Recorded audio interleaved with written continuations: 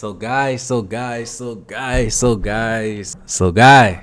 Bronny James has officially played in his first collegiate basketball game for USC. And in my personal opinion, bro, I ain't gonna lie, like, I definitely feel like Bronny James's first game went exactly how I personally expected. Nothing more, nothing less. 4 points, 3 rebounds, 2 assists, 2 steals, 1 block on 16 minutes in this game. Guys, I ain't gonna lie, bro. What I'm about to say may be a hot take, but in this specific game, like I said, I feel like Bronny James definitely showcased exactly what you're gonna expect from him from this upcoming season. But I definitely feel like Bronny James really showcased that he really does have a chance to be one of the best defenders, not just in the Pac-12, but overall in the country. And this is definitely going to help him become a first or second round pick in the 2024 NBA draft. Like I said, might be a hot take, but you guys got to stick with me. Now, I definitely feel like it's super important for us to really take a step back here. Forget the basketball, forget the BS, forget the politics, forget everything that doesn't have to do about basketball, bro. I feel like it's really just a blessing to just see this man, Bronny James, is fully functioning, fully healthy,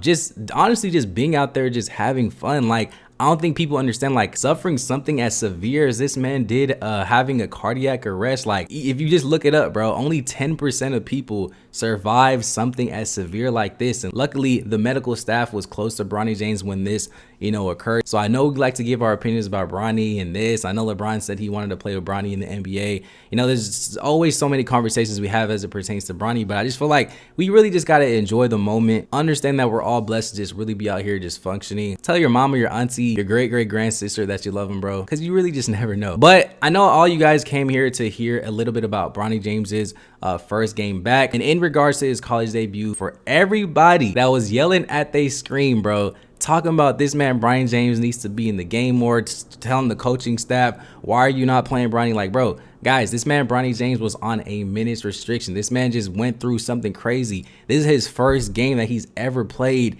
in his entire career, bro. Bronny James was not going to be playing 30 minutes in this game. Like I said, he only finished with 16 minutes. But I will admit, I actually was a little bit surprised to see him at the very end of the game in a pivotal situation, considering it is his first game back. Then I really started to really think about the situation. I mean, you have LeBron James himself in the stands. This man LeBron said that he's going to miss a Lakers game. He'll do whatever he can to be at Bronny James's first game. And then you have everybody and their mama watching this game, the coaching staff, the fans, NBA scouts, all this. So if I'm the coach, bro, I just know I'm sticking to the script and I'm putting my boy Bronny James out there in these pivotal moments to really showcase, what he can do out there. I don't know about you guys, but I actually watched this game live and I felt like it was just very fun to see the way the crowd just interacted with Bronny James with every single moment from start to finish. I mean, whenever LeBron James first walked into the arena with everybody making noise, cheering for LeBron, cheering for Bronny, understanding the situation that we're all watching here. LeBron James tapping Bronny in the pregame, and then 12 minutes into the game,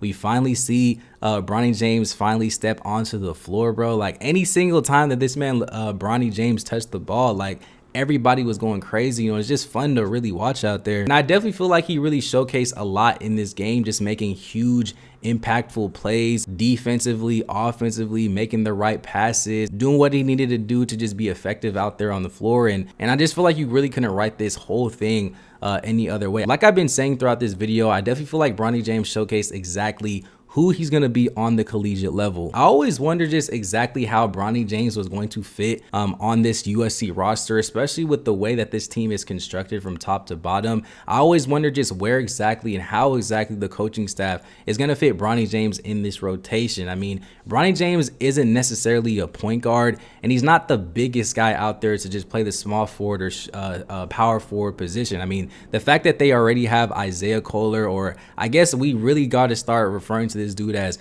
Mr. Cannot hit a free throw to save his life, and a player averaging more turnovers and assists. That's really another video for another day. But all jokes aside though, like, Isaiah Kohler, definitely one of the best players in college basketball, and you guys know he was the #1 player in the 23 class, the same class that Bronny's in, and he's also currently a projected #1 pick in the 2024 NBA draft. So obviously, Bronny James is not going to start over a player of this magnitude. And then they obviously have Boogie Ellis, who was one of the top scorers in the Pac-12 last season. I think he averaged close to 20 points last year. But we know Boogie Ellis is playing the shooting guard position. Like I said, Bronny James is 6'3". He's not going to be playing the small forward position. I think Kobe Johnson, who's one of the better defenders out there as well in the Pac-12, he's kind of already solidified himself as the small forward on this team. So I may be jumping the gun, call me crazy, but like I said, I'm just a little bit worried about how Bronny James is really going to fit on this roster. I really don't see a place for him on this team. And that's why I really was confused as to why he honestly committed to USC in the first place, considering just the way this team is constructed. But then again, obviously he's been growing up in LA, it's close to the Lakers, so it just makes sense to be close to his family. But as far as basketball, I'm not sure how he really fits on this team. I definitely feel like it's really important to understand the type of player that Bronny James is. I mean, just from watching Bronny James throughout his entire high school basketball career and also here in college in his first game, we all know Bronny James is a high-level defender that can hit open shots when needed. He's usually going to make the right play for his teammates. He can throw lobs, he can throw dump-off passes. He's definitely going to make a significant impact in one way or another. And I think in this specific game that we watched here in Bronny James's first game, like I said, he really showcased exactly that. And I think the biggest takeaway and the biggest highlight that we did see in this game was indeed that chase down block in the first half, just looking like his dad out there. And I know we're going to see a lot of significant defensive plays from Bronny James, you know, throughout this season. We also saw at the very end of the game, he almost got that game-defining steal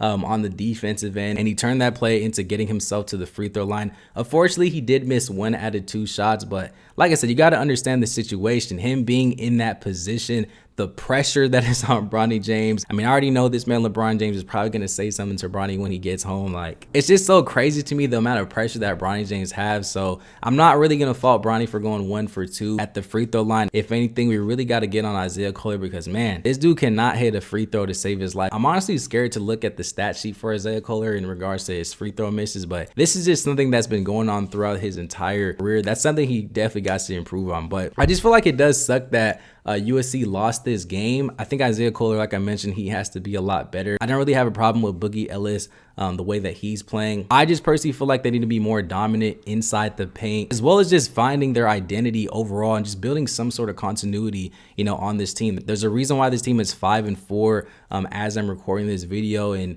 you know, hopefully they don't miss the NCAA March Madness tournament because ain't nobody trying to watch this team or watch Bronny James in the NIT tournament. But I just wish they would have got the dub in Bronny James's first game. Life happens. On to the next game. Like I said, I'm just happy we got to see Bronny James play in his first game. We definitely have to give some credit to Long Beach State. I mean, coming in as the underdog, nobody's really even giving you the attention. They came to play and they deserved this win. I mean, they were down by 15 points at halftime. They still came back and won this game in overtime. So definitely credit to Long Beach State. But like I mentioned, I know it's too early to even have conversations in regards to what pick Bronny James is going to be in, if he's going to be a one and done. We can always have that conversation a little later. But like I said, let me know what you guys think about Bronny James in his first game, and I'll see you guys in the next one.